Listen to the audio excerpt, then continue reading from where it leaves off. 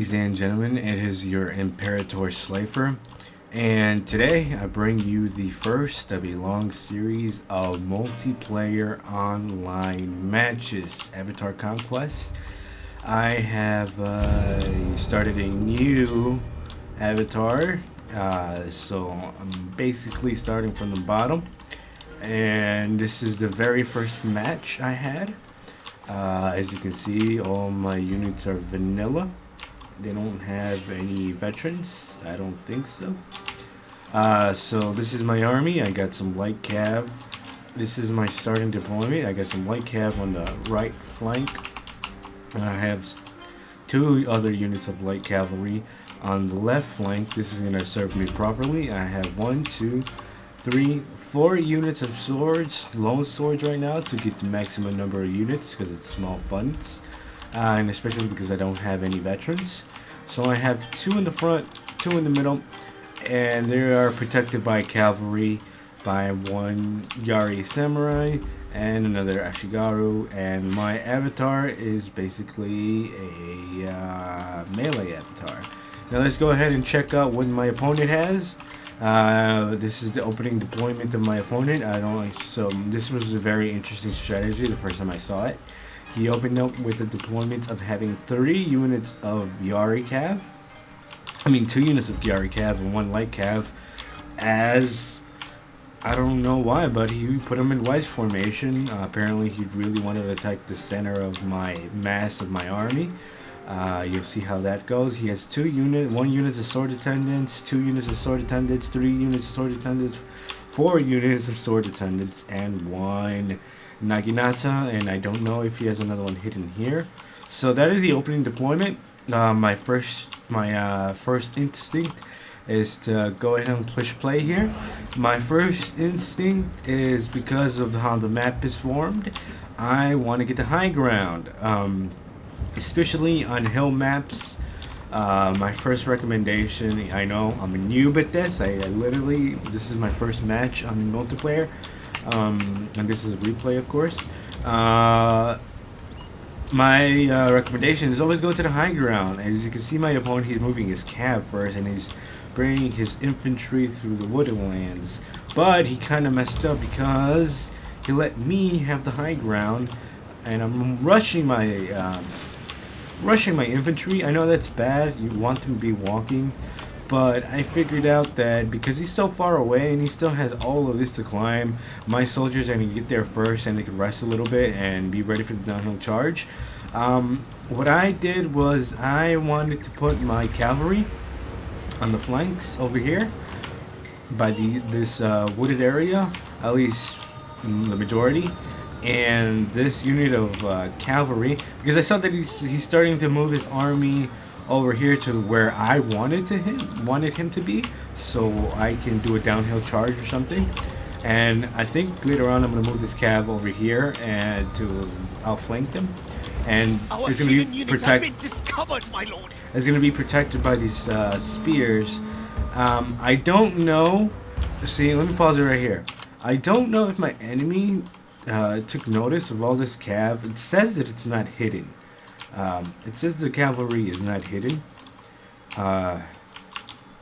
but I don't know why he left this cavalry right here on a downhill slope in wedge formation. Also, I'm bringing up this unit of spears to help me do a downhill charge on this. See, if he was gonna win this fight, he was gonna win with this pretty good cav.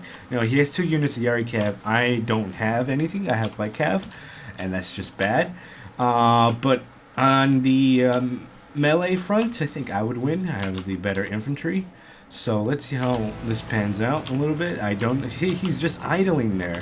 He's bringing up his army. He does have it in formation, but he's just letting his his cavalry just idle there and like a ball too. So that's not going to help him at all. And this unit of Yari Shigaru, I think I did send it. I don't know why I didn't move it. See, there you go. Now he started moving. Okay, so he did move it. Probably because he saw this. So I'm gonna go ahead and chase him downhill. You know how that goes. He's in wedge formation. So wedge formation downhill is not good. I'm gonna sacrifice these 2 units because I know he has a whole bunch of Yari Cav, and then I should have sent at least this unit. You know, yeah, I did send it. So here comes this unit of Yari Cav. I just want them to hold. I was really hoping that my cavalry would hold them enough so my spears can get to them. As you can see, they're following them, and that's very bad for my opponent. He got a little careless right there. But at the end of the day, he did move them. So I'm just gonna send these spears to keep on chasing them, and I'm gonna do some pretty good maneuvering with my general unit sooner or later. So here I start sending orders to his terrible Naginata attendants. Well, they're not terrible, but they are attendants. And here you go. I'm starting to move my infantry for a good fight. I have my units of spears chasing his cavalry. And now I've started to move my cavalry. I don't remember exactly where I charged them to, but I think I charged them to the center of mass because I see my units are starting to lose.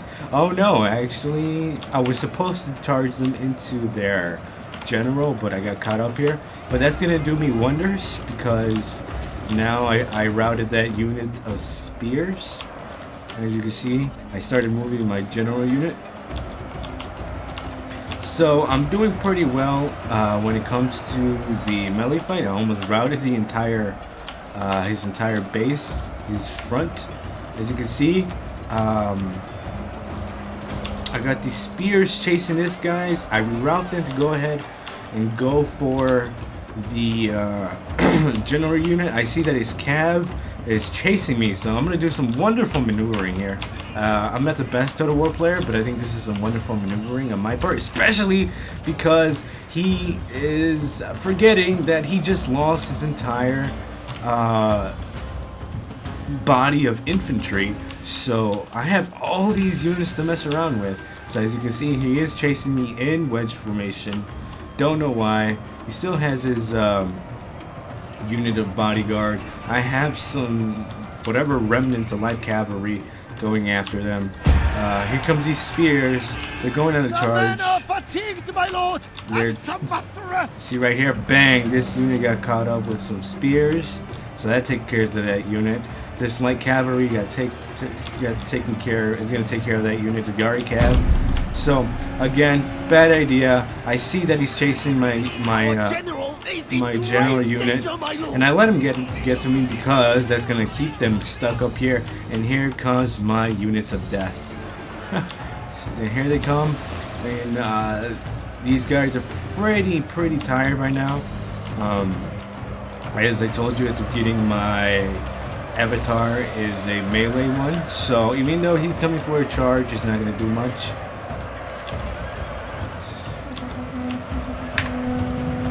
We're gonna watch this charge from the rear.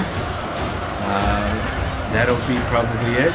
My lord, a glorious victory will soon be yours. So we're just gonna go ahead and watch this. Here comes the avatar, and let's see when he goes down. Here comes more spears. He's still holding on. He's still holding on. He's still holding on. Still holding on. And I didn't get to see the death, but that's where my enemy made a grave mistake, trying to. I think, you know, the whole idea of putting your cavalry in wedge formation at the beginning of the battle, and I mean for the entirety of the battle during wedge formation, that's not a good idea. You only do that when you have a downhill charge that you know is going to start wrecking some fools, that slow down his cavalry, that made me and my spears get to him a little bit better. And I think I did a good job sacrificing my cavalry because I know I wanted to take some units away, but I also wanted to get him tired and I wanted to run him down. And as you saw, that those spears was just chasing that cavalry all over it. And with some great positioning and using my general unit as some bait, I was able to take care of his entire army. So this is a good example of why you shouldn't focus entirely on Cav, but always be useful with your Cav. You know, Cav is always, especially a light Cav, go ahead and throw it away when it is very, very apparent that you can use that to your advantage. What you don't want to lose your light Cav is when you're fighting a bow Cav, because then that just gets annoying with the kiting. So again, I hope you guys learned some tips from this. I have a whole bunch of more wins. I was surprised that I was actually winning. But again, thank you guys for watching. It is your Imperator Slifer. Have a good day. And remember, I consider the Carthage must be destroyed. That is all. Actually, now that I remember it, I'm going to go ahead and show you the statistics. I think that some people might want to see that. Who did the most damage? So here you go. As you can see, I had a lot more men against him because he went Cav heavy, which is always a problem, especially on hills. If that was a more open, like on rice fields, I would have gotten my ass kicked. So as you see here, I had almost double his deployment. I killed more. So this is my these are my units. This lone sword Ashigara took care of those spear units of his. This Yari samurai did it too. He probably took care of a unit of Cav.